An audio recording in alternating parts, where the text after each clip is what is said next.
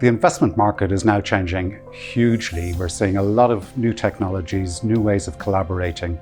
I love the way APIs are making it much easier to transmit data, logic, algorithms between different companies.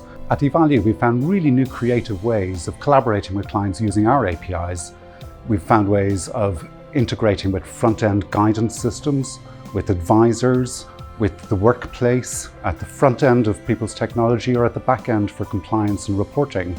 And using the powerful calculations that EValue has can bring new propositions to help our clients grow their business or to reduce their costs of doing business, or indeed to reduce the risks that they have when they are trying to put best practice and great outcomes out into the market.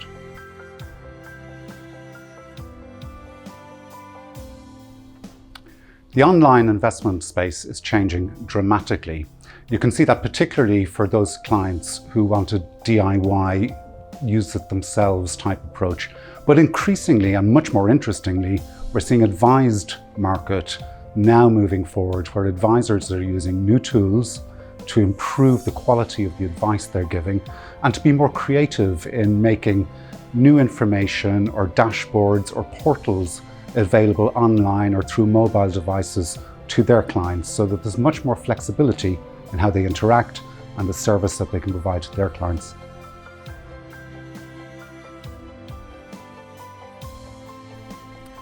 We're seeing huge benefits already from open banking or PSD2, which is the European equivalent. Although we're only at the very early stages, so consumers now being able to use their banking data in much more creative ways, giving permission to new data providers and new propositions to help them in their budgeting, to help them spot patterns in their banking. And increasingly, we're seeing people even more creatively looking at using that information in financial planning, in thinking ahead about budgeting for retirement as well as short-term needs, paying down debt, etc. What's really powerful is when consumers can compare their own financial circumstances with others, benchmark how they're doing, and spot opportunities to improve their future and to take better choices in how they manage their money.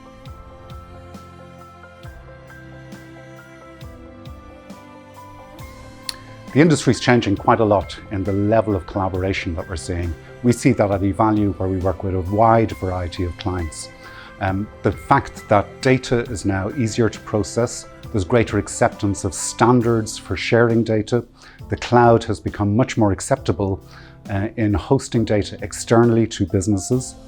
And indeed, the flexibility to get best of breed technologies into an organization is reducing costs, speeding up innovation, and allowing people to feel more comfortable to experiment and change the way that they're doing business. And this is really important as you're thinking through how to compete, how to stay ahead of consumer expectations rather than behind, and to delight and attract and retain clients, which is now so crucial for survival in the industry.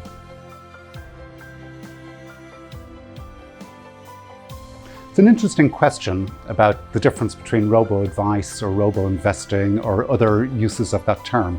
Clearly, there's some propositions which are geared up to help people make very simple choices. Which fund should I buy? What choices should I make for a very particular need? But the really interesting part of the market is how advisors and face-to-face channels can now embrace technology using better tools, using better processes, using data in more creative ways, so that there's simpler engagement with consumers, so advisors' productivity can be improved, and so the risks of doing business can all be enhanced as well. And what's even more interesting is when different channels can be brought together, so the customer's journey online or face-to-face or through a call center can be seamless, can capture previous conversations or inputs they've given, where the costs of collecting data or acting on previous instructions can all be made more effective and more cost effective.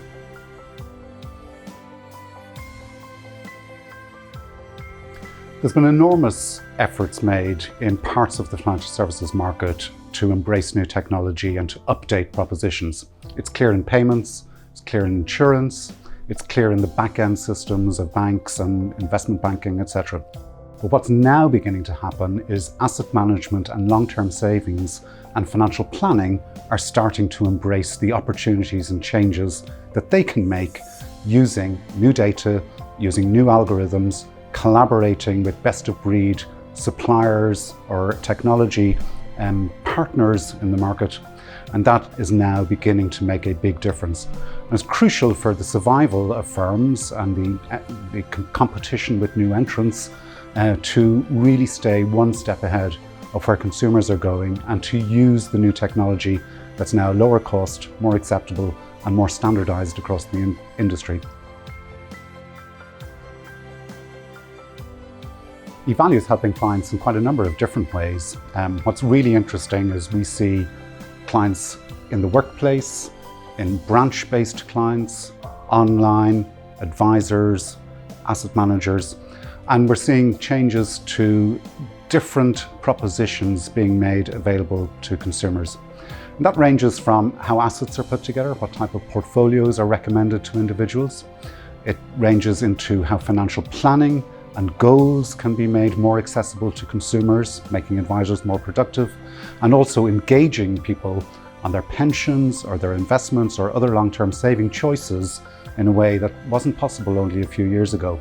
We're particularly interested in how income drawdown and pensions in retirement will work. Consumers are now facing, as they retire, enormous, difficult choices on how they will make their income last, how they will look at the full resources that they have available to them as they contemplate retirement. Should they work for longer? What should they do with their house? What should they do with debts that they have? What should they do with various pensions that they have accumulated over time?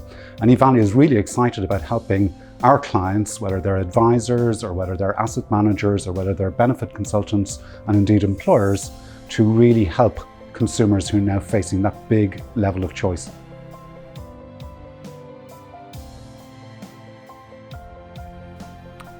The regulatory aspects are very, very interesting in all of this change. And I'm delighted that the UK regulator is enthusiastic to encourage innovation and competition in the market, while of course being concerned that best outcomes are achieved for consumers.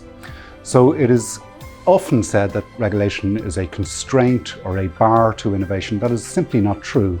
If organizations using latest technology, latest consumer feedback, and using best-of-breed technologies or suppliers in the industry, much more change can be made, better outcomes can be achieved, and better economics can also be achieved for industry players in the market.